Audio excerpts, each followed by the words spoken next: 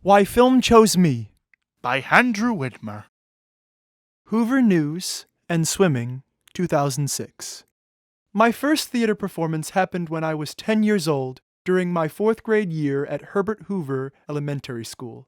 It was during the middle of the school year that Mr. O'Connor helped us young want-to-be thespians write our own piece, a newscast, along with casting a short play about a Halloween game show. I really wanted the chance to be the Halloween game show host, but I was cast instead as the co-anchor to Melanie Gleason. My first line in the play Hoover News was, "In local news, a cat is stuck in a tree. Her owner is very upset. Rescue personnel are on the scene." We went to my story first, since it was a Hoove exclusive. I cut straight to the reporter on the scene. "Lexi, what's happening there?" "It's a very tense situation, Andrew," Lexi began. "The cat is very special to her owner, who is so upset that she can't be on camera. Wait, we have news that the cat has been rescued. Here comes the fireman with the lucky cat now." Lexi interviewed him, and we also found out that the cat was pink. "Wow, that was exciting," I exclaimed. "I never knew cats could be pink." "They aren't. It was a stuffed toy. Obviously." Melanie glared. "Oh, really?" I asked. "I didn't notice. Are you sure?" "I'm sure. And now to sports." Melanie pivoted. Lauren Gorney interviewed Bill's coach, Joran. May didn't know the weather. Sarah talked to our special guest, a snowflake, and a special sighting of Alexis, Texas. She was the world-famous singer, dancer, actress, model, and former rodeo star, played by Katie Licata. We closed the newscast with explaining the story on Alexis, Texas's lunch was going to be a half-hour special on E! News after the break. That's our newscast for tonight. Thanks for watching, and be sure to tune in tomorrow." Melanie signed off. The room we performed in probably had only 40 people. Parents, friends, and relatives of all the students in both plays. Even though the audience was small for my first performance, it was still a great experience. I took a bow with my classmates, and a smile came over me as I looked around at everyone applauding around us. A strange, warm feeling came over me that filled me with joy. I also joined the swim team at the YMCA in 2006. My grandmother had terrified my mother and her sisters about water. Today, only 2 of my aunts enjoy a pool. So the second I could walk, I was in the pool. I took swim lessons because, as my mother always said to me, "My son will not be afraid of water." I began to swim, and I was a natural. I loved the feel of my hands as they cut through the water and progressed my body forward. This seemingly smooth motion that let me win ribbons and trophies which would be adorned in my bedroom forever. My First Camera and an Unhappy Death, 2010. I did not do any more theater after that until I got into middle school. I continued to sing in chorus, play my euphonium in band, and swim, of course. On my 12th birthday, my father got me a white flip video recorder. I was super excited, mesmerized by the whole thing. I finally had a way to capture memories on a recorded device. This was very exciting for 12-year-old me. I loved watching movies and TV shows. All we had to do was put 2 AAA batteries in the camera, turn it on, and push the red button. The rest was history. My friends and I decided to make a movie. We ran around my red brick house on Willow Breeze Road, pointing the camera and shooting. People running upstairs, then down, in and out of bedrooms, the kitchen, the bathroom, everywhere. No matter what it was, we just went with it. We had a lot of bloopers, but we didn't care. We all just cracked up after we plugged the camera into the TV. There we were on the big screen. However, we had only just graduated and became 6th graders, so the story wasn't very cohesive. No one becomes Shakespeare overnight. The film soon hit the cutting room floor and then got deleted in a transferring accident. This was only the first of many times my films got deleted. Our first real movie was titled An Unhappy Death, a murder mystery. It starred my 2 new identical twin best friends, Zach Jerowitz as Christopher Scott, the murderer, and Jacob as Norman Bates, the cop. I played Alfred Moore, the butler. Plus, our victim was my good red-haired friend from elementary school, Nina Roccaleri, who played Mrs. Allen. She's dead! I exclaimed as I poked in Nina's dead body twice. She's dead. Jacob began. There definitely is something wrong in this house. You were right. I chimed in.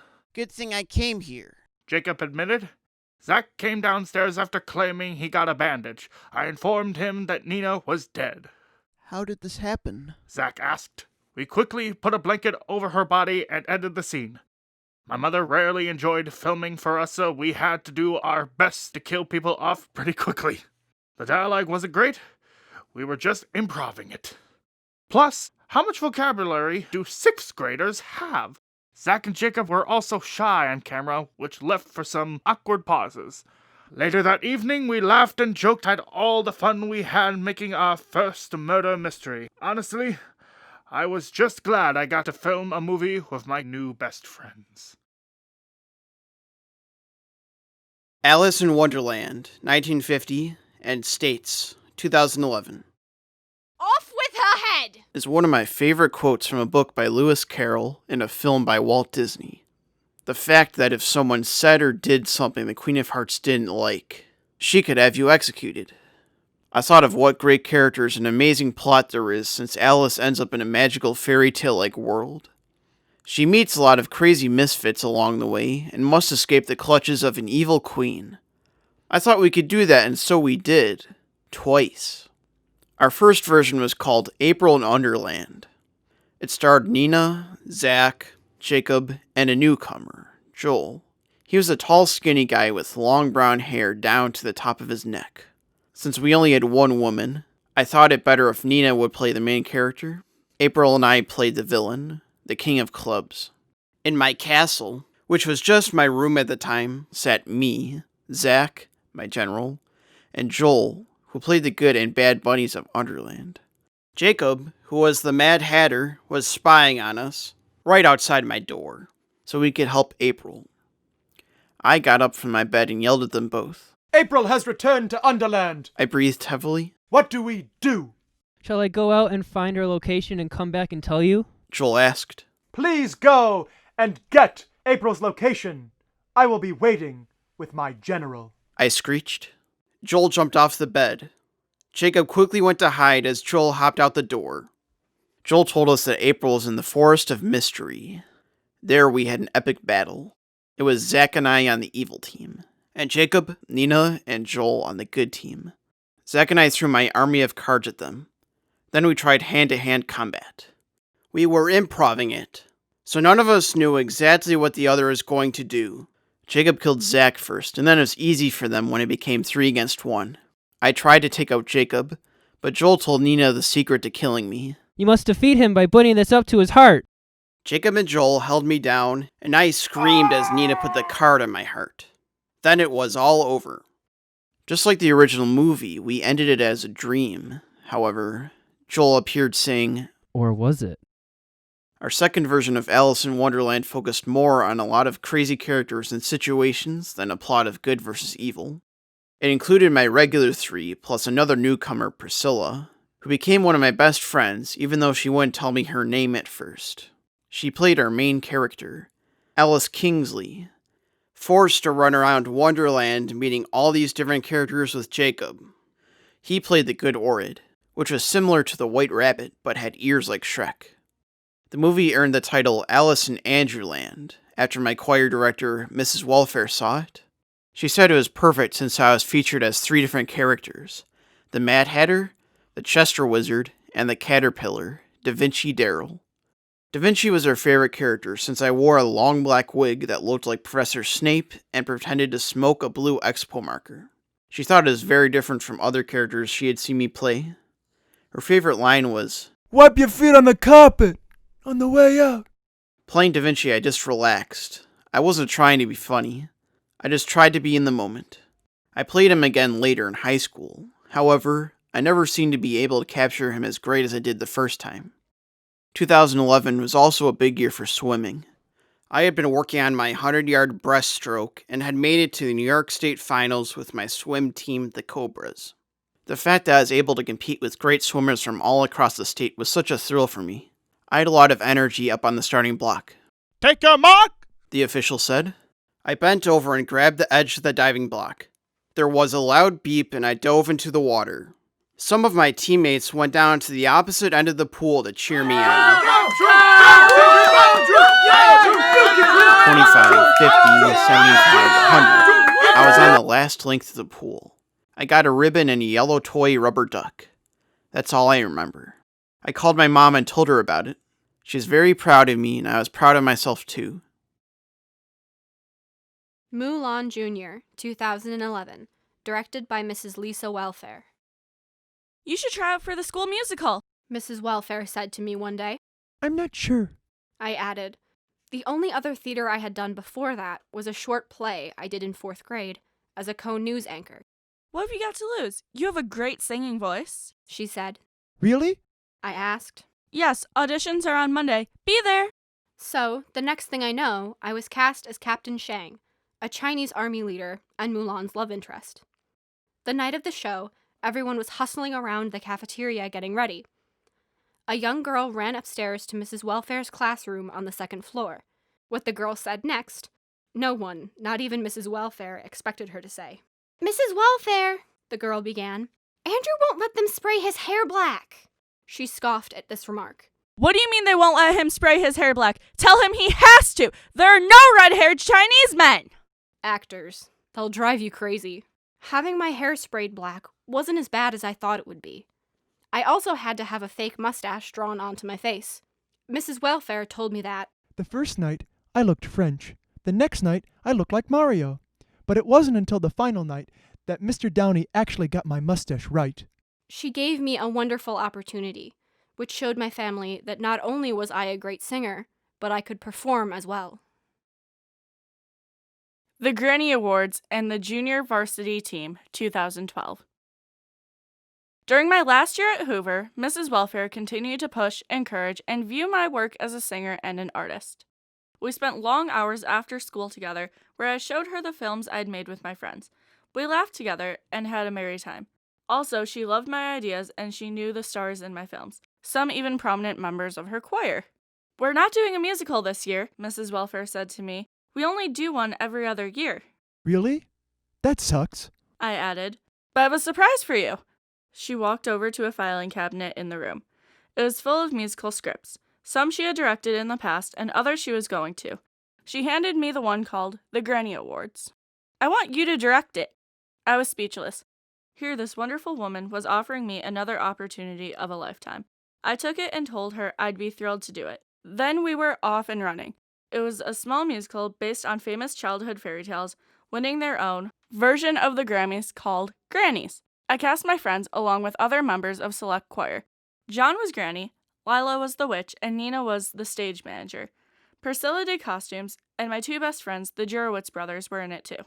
On opening night, I got up on stage and welcomed the audience to the Granny Awards. First of all, I began. I would like to say a couple thank yous so you can quickly get out of here at the end. I thank the cast and crew, especially Mrs. Welfare, who put in a lot of extra time and effort.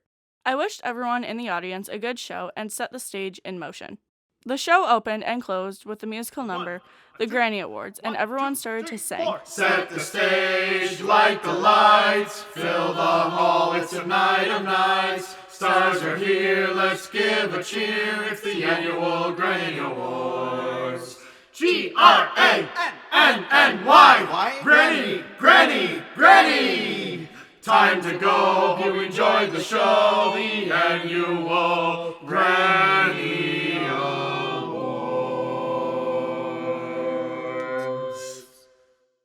Though we had some mishaps during rehearsals and the performance, including some people forgetting their lines at times. So I screamed at them and conducted from the audience. Some things may have gotten a little too crazy, but I was proud of the entire experience overall. When I took my bow up there on the stage, I knew that I loved directing. My friends, family, and relatives sat in the audience along with the cast and crew. To them, I was a director. Maybe not a great director, but a director nonetheless. Also, when I went into my 8th grade year, I was recruited by Kenmore West to join their junior varsity swim team. I felt that this was a great honor. I graciously accepted, and there I was, spending nights in the pool at Kenmore West, swimming with a lot of guys skinnier and buffer than I was. Still, I didn't care. I was a part of the team and I was going to make friends. Friends like Brian Stuhmiller, who took me under his wing. He helped make me feel like a part of the team and encouraged me during our swim meets. I looked up to him because I felt he had everything all together. When I graduated middle school, I cried when I had to say goodbye to Mrs. Welfare. She had been there through so much for me, and I knew that our lives would get busier and we wouldn't be able to see each other every day. Freshman year and the end of a swim era, 2012 to 2013. I was still trying to figure everything out when I first started high school. My group of friends had split to go to separate schools. Jacob, Zach, and Lila all went to Kenmore East, while Nina, Priscilla, John, and I went to Kenmore West. This meant that we weren't going to see each other every day like we used to. We'd have separate classes, band rehearsals, lunch, everything. I didn't know what I was going to do. I knew that I liked making and directing movies, but I didn't see a career path for it. It seemed that the stems of my passion for film and theater had had an off year and needed to be pruned. Swimming was a great outlet for relieving my stress. Sometimes during a particularly hard practice, Coach Webb would make us swim a 500-yard freestyle, just to cool down afterwards. We worked hard stretching, doing planks, and trying to stay in the best shape we could. I was known for swimming 100-yard breaststroke and 100-yard freestyle. I loved those strokes, and they came naturally to me. The butterfly, on the other hand, was the worst. I was always envious of Michael Phelps, who made it look so easy. Coach Vetter and Coach Webb usually put me as the anchor on the 100 free relay. You gentlemen should all try out for the musical. Mr. LaDuca, the high school choir director, exclaimed to the boys' chorus. We're doing Beauty and the Beast. Auditions will be held in a few weeks. A musical? I didn't have time for that. I had swimming and my schoolwork. You all should sign up for pit orchestra. Mr. Bloat, the high school band director, announced to the wind ensemble. You would spend Monday evenings and Friday mornings with me. Pit orchestra? Who had time for that? I'll tell you who. Brian Stuhmiller and Aaron Schumann. Those guys were on the varsity swim team, and they had time to play in the pit for the musical. As I walked down the hallway one day after school, I heard the pit orchestra rehearsal. Let's start with Be Our Guest. I heard Mr. Bloat say. A 1, a 2, a 1, 2, 3, 4. They started playing the song, and I felt like I was going to cry. If you didn't want to act, why didn't you do pit orchestra? You could have been with Mr. Belote. I decided that I would never miss another opportunity to do a musical again. In 2013, during the beginning of my sophomore year, I made one of the hardest decisions of my life. I chose to stop swimming and pursue theater and film. I assumed it would be hard when I had to tell this to the head coach, Coach Vetter. However, she was very understanding. She told me it was a shame and I would be missed, but it was my life and I should do what makes me happy. She wished me the best. Sweeney Todd, 2014, and As the Time Ticks On, 2015. I never thought I would get cast as Judge Turpin in Kenmore West's production of Sweeney Todd, the Demon Barber of Fleet Street, especially after reading the results on the initial callback sheet. I remember heading straight home after I realized that my name was only under the ensemble, not the cast list. Yet, I remember the moment my phone rang. I handed it to my mother out of confusion. She answered the phone and then handed it back to me. It's for you. She told me. Hello? I said, Hey, Andrew, it's Mr. Jaros from West. I was wondering if you would come in for a callback. Along with being a math teacher, Mr. Jaros also directed all of the musicals at the high school. Of course, I would tell him yes, and soon enough, I had my mother drive me over to the school. When I got there, Mr. Jaros had me sing the vocal audition again and read lines with senior Ronnie Stewart. My hands were shaking so much, I had to stop and start my line over again. I didn't think I would get the part, as I was up against a senior. However, the next day, I saw my name, Andrew Widmer, next to Judge Turpin, and my heart filled with joy in that moment. Indeed, I would experience an equal sense of joy throughout the entire process of the production, despite all of the hard work and late-night rehearsals that it required. I remember one particular night when I was performing on stage with Ronnie Stewart, singing Kiss Me Part 2 quartet, feeling a sense of home all around me. In that moment, I had felt something I hadn't in a long time, a feeling that I belonged somewhere. I knew I was no longer just this weird red-headed kid. I was a part of something bigger. A creation, a beautiful performance, an event in time and place, which would only exist once and would never be the same again. That's what drew me into film and theater, the desire to create experiences with people and become a family in the process. After the profound impact that the production of Sweeney Todd had on me, I chose a second time to enter a movie into my high school's film festival. It was now February of 2015, and Lila and I decided to showcase a short soap opera we had co-written entitled As the Time Ticks On. With a runtime of 14 minutes and 58 seconds, it was based on a sketch from the Carol Burnett show called As the Stomach Turns. The premise was to parody soap operas, with over-dramatic lines, witty banter, crazy dialogue, and a twist. It starred the twins as Jacob the father and Zach the son. I played the lawyer, along with Taryn, who played the lead, Molly Fieldson, the mother, Tom the butler, and Jackie, Molly's sister. Everyone did great, and we filmed the entire movie in only 6 hours. Since I knew my best friend Tom was a great comedian, I let him improvise a lot of his lines. My favorite scene was when he and Taryn started an improvised argument with each other. It's Harold because I'm the one in the house that has the good looks. It's Gerald because at least I have some youth left in me. It's Harold because I at least have some sanity left in me. It's Gerald because at least I have a brain. Oh, really? If you really do have a brain, now how come you haven't used it to keep your delinquent son out of trouble? I was so proud of everything about this film, from the acting to the script writing to the editing. However, my mother and her boyfriend at the time, Chris, did not have much of an appreciation for it. They thought it was too crazy and overdramatic, which made me upset. Not everyone is going to like your film, Andrew. My mother said. Just take it and move on. So that's what I did. I submitted the film. On the day of the festival, my mother was out of town, so I went by myself. This made it even more sweet when I won first place. This was one of the happiest moments in my life. I had made many films before, but have never won anything from them. The prize for first place was a white flip video camera, like the one I had, as well as a certificate that said, First Place Winner. It was then that I realized that this was what I really wanted to do. Not only could I do this for a living, I could score an Oscar or two as well. When I called my mother and told her about it, I felt as if I had the Academy Award in my hand. She laughed and said how proud she was of me.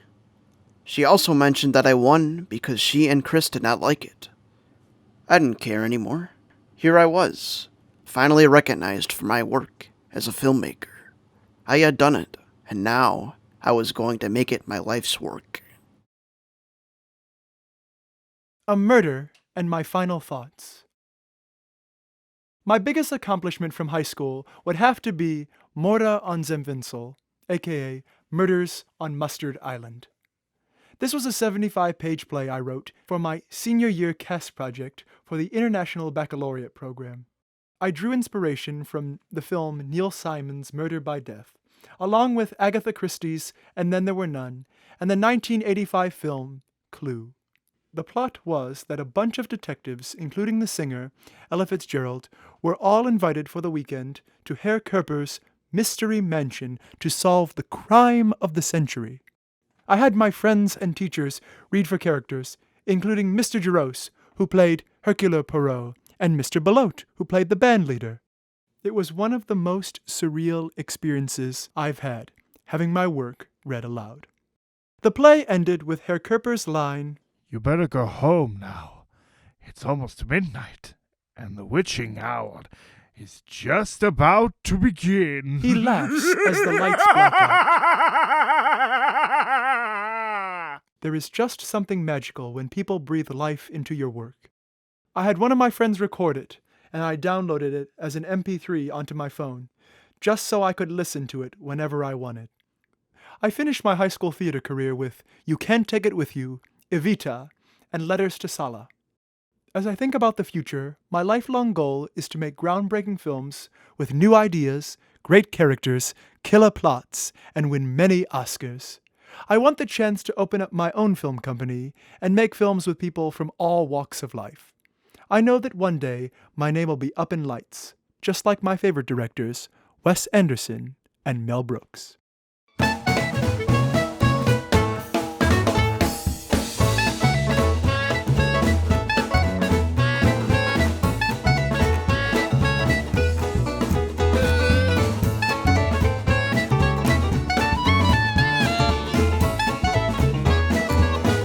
Coming this Christmas to a theater near you, when 3 unlikely characters witness a murder. Ah!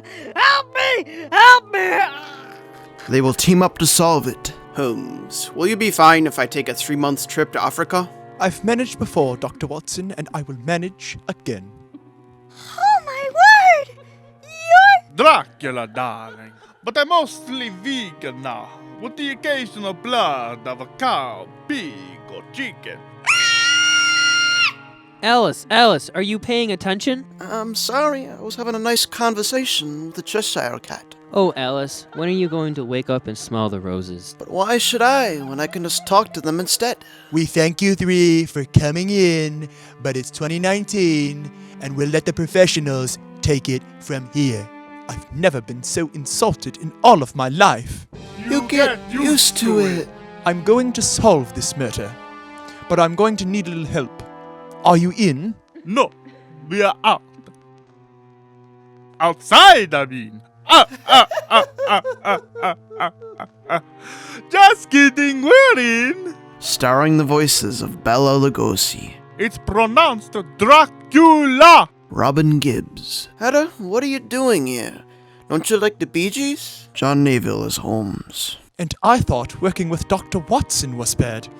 These two are driving me crazy. Introducing Nicole Neptune as Officer Allison Gray. How many times do I have to tell you 3? Technology will be the death of Holmes and his fairy tale friends. And Jacob Jurwitz as Dr. John Watson. No, we're not dating. Why does everyone think that? Dracula, Allison Holmes, and the mystery of the night. It's not the 19th century anymore.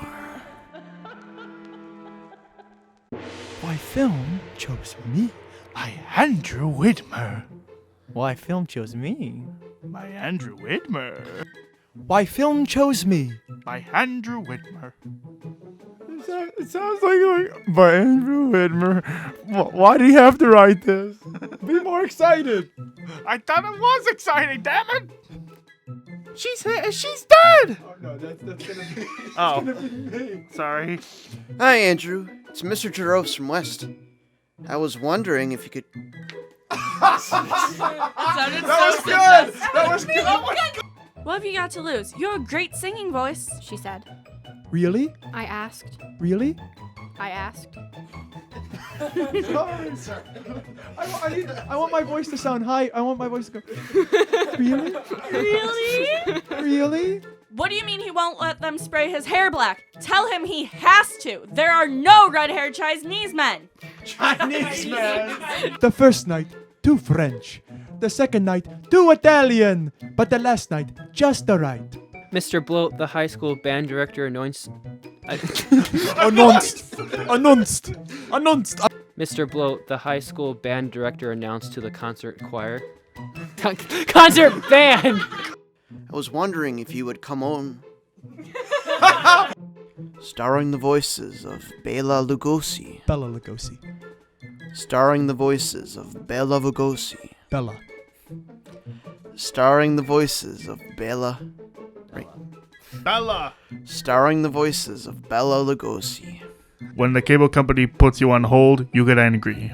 When you get angry, you go blow off steam. When you go blow off steam, you get an eye patch. When you get an eye patch, people think you're tough. When people think you're tough, they want to see how tough. And when people want to see how tough, you wake up in a roadside ditch. Don't wake up in a roadside ditch. Get rid of cable and upgrade to DirecTV. Call 1-800-DirecTV.